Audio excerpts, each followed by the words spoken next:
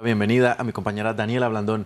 Daniela, cerró hoy el peor semestre para los mercados desde que inició la pandemia.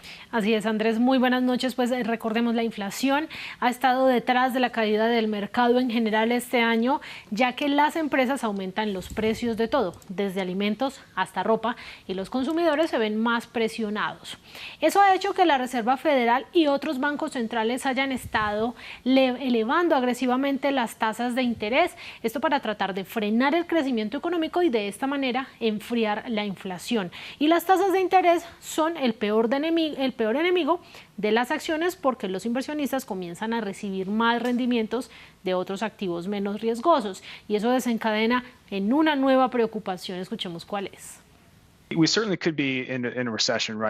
Ciertamente podríamos estar en una recesión en este momento. Si se observa lo que sucedió en el primer trimestre, lo que empujó el PIB a territorio negativo fue una reducción en el gasto público.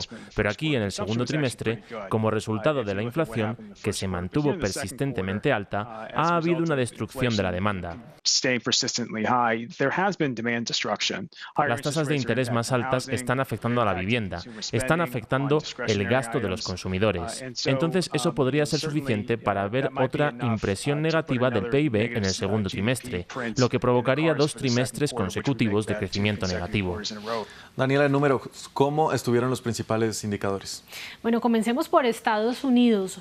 Las acciones tecnológicas, los minoristas y otras empresas que dependen directamente del gasto de los consumidores han registrado algunas de las mayores pérdidas. El índice Nasdaq, que es el que aglutina a las tecnológicas, fue el más golpeado del semestre y ha perdido una tercera parte de su valor.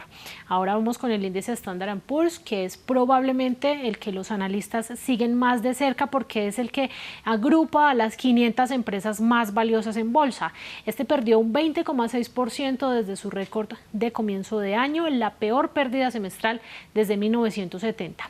En Europa, entonces, en medio de una inflación récord en la zona euro, los más afectados fueron los bancos. Bolsas como la de Alemania perdieron un 20%, Londres cayó un 4,5%.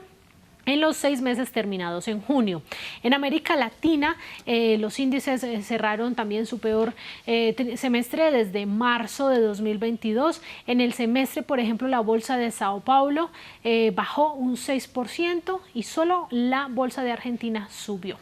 Y si nos vamos a los commodities, el precio del petróleo se trepó 40% hasta los $106 en el caso del WTI de referencia para el Golfo de México.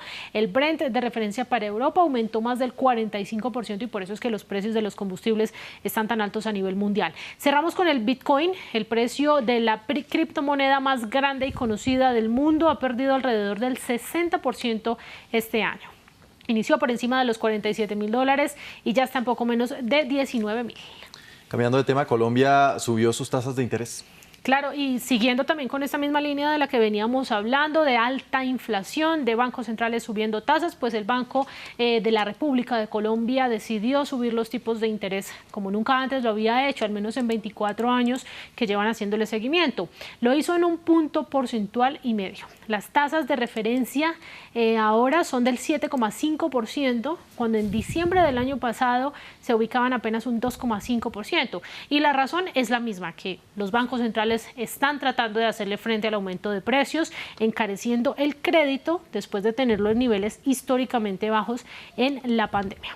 Adicionalmente, también hay otra noticia económica en Colombia, y es que el presidente electo Gustavo Petro, quien tomará posesión el próximo 7 de agosto, designó ya a su ministro de Hacienda. Se trata de José Antonio Ocampo, un reconocido economista de corte progresista y favorable al mercado, que tendrá ahora sobre sus hombros mantener a flote la cuarta economía de América Latina. Daniela, la cifra del día. 15.000 empleos perdidos en las empresas tecnológicas dejan en Estados Unidos estas crisis, según The Washington Post, que dice que en mayo se perdió este número de empleos como parte de la estrategia de las compañías de hacerle frente a una posible recesión. Solamente la plataforma de streaming Netflix ha despedido a 450 empleados en poco más de un mes, y otros como Uber, Meta y Microsoft están reduciendo la contratación. Daniela Blandón con la información económica. Muchas gracias. Seguimos con más en directo.